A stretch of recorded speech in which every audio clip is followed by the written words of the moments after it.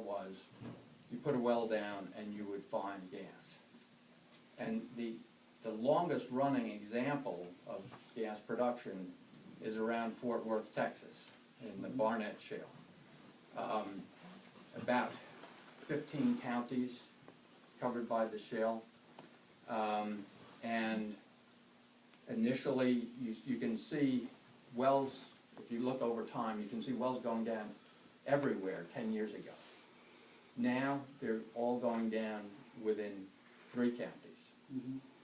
And very close to Dallas, to Fort Worth itself, including the Dallas-Fort Worth Airport. 80% of the wells that have been drilled in that area are uneconomic. Only 20% of them are panning out. If you translate that experience and look at what's going on in Pennsylvania, you see something similar. You see those huge maps of the Marcellus Shale, and the hot spot where everything has suddenly focused in on is just south of Binghamton and some in southwest Pennsylvania, closer to Pittsburgh. What the industry has learned was that instead of the gas being everywhere throughout a shale play, the same as oil, because you can have oil in shale, instead of being everywhere, it's concentrated. The big players spread their bets around, and they have picked up acreage leases, they sometimes call it acreage, in areas closer to those hot spots. Smaller companies without as much financial wherewithal pick up leases wherever they can and as cheaply as they can.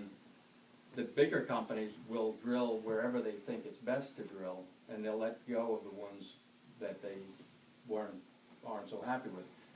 The smaller guys have to drill where they've got the leases. They can't just pack up and say, oh, we're going down there because that's a hot spot. That's gone. Those are all leased up. So what we would probably have in this area is smaller, less financially endowed companies that have picked up leases already and might pick up leases in the future if they can. And they may try it or they may not. They may have other options, but it's kind of on the edge. My own guess is that people will try. I've seen it elsewhere, other gas plays, oil plays. Things that we never would have gone after, all of a sudden you see a rig up and somebody's giving it a shot. So I don't think you can rule it out. Some people are saying, oh, well, it'll never happen. I don't think that's the case.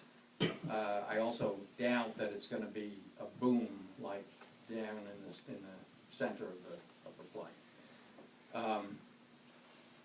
The experience so far is that many of, on the total amount of gas available, initially you had industry projections that were up here, 500 trillion cubic feet, which is a lot of gas. You had geological service, U.S. Geological Service estimates that were low. Geological Service does it based on known data. The Energy Information Agency that put out that big number basically collects industry forecasts. And the industry wanted to, make some money on this and push it and get investors interested. So they hyped it. Geological Survey has come up to about 80 billion cubic feet, technically producible, but not necessarily economically. And Energy Information Services knocked theirs way down. So you're down to about a fifth of what had been available before. The other thing that people have learned is that the production tails off very quickly. Unlike old conventional wells where you would start on day one and gradually taper down and maybe 20 years later have to come back in and rework the well and then go another number of years before you had to do something else. These wells drop off quickly. So, but at the end of the first year, you've got 30% of what you had on day one. And then it tails off. So big drops, and that is showing up in the tax receipts in Pennsylvania, in those towns that had a lot of drilling initially and then it moved on. Their tax receipts have kind of followed that pattern. So there's a quick snapshot of what's going on and some of the economic drivers behind all this. I don't have much time, so why don't I stop there and try to answer any questions. If anybody out there has any questions, certainly you have a considerable amount of experience that none of us have. So it's good to see that side of it, because certainly that's not the conversation that you often hear. No, it's not. Would anybody like to ask him a question? I'll ask a question. I always ask questions. Yes, you do, Lorna. That's good. That's good. That's a good thing. Well, I was taught in school that asking somebody a question after talk was a sign of respect, so I'm always good to ask a question.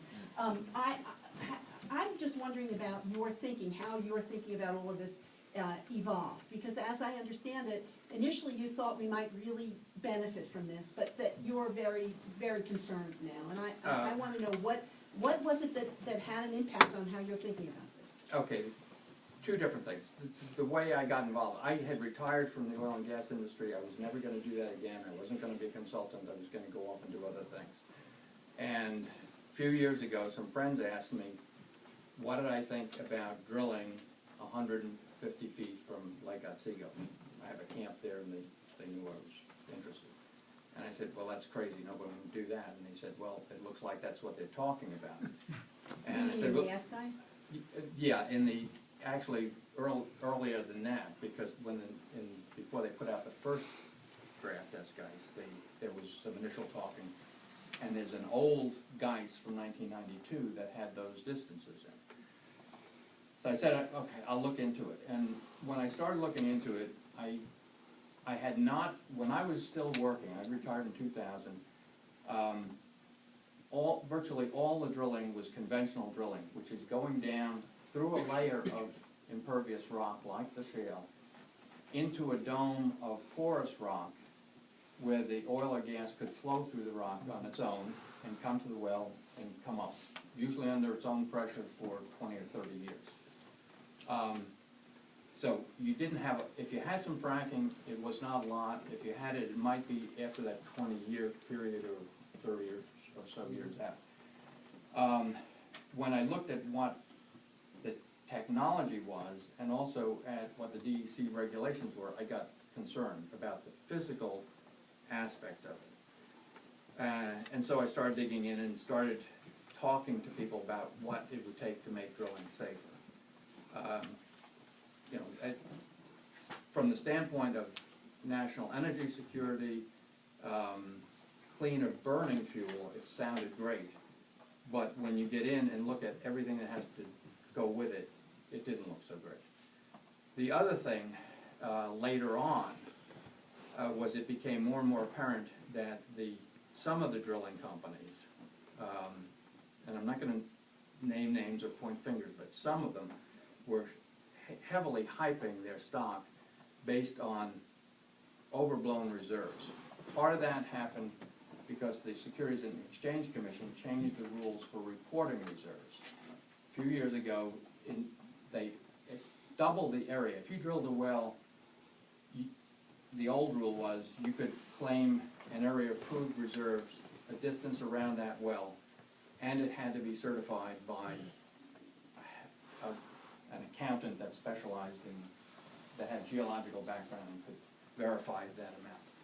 The SEC changed two things. One, they doubled the distance, which is probably okay, but they removed the requirement to certify it. So the companies are self-certifying. So all of a sudden, immediately, the reserves doubled, and the stock prices jumped, and people started selling their stock and using that to drill some more wells to prove up more reserves that they could blow up, and started doing that. So I got concerned that the finances behind this are not real secure, and I'll go out on a limb and say I wouldn't be surprised if this turns out to be another Bernie Madoff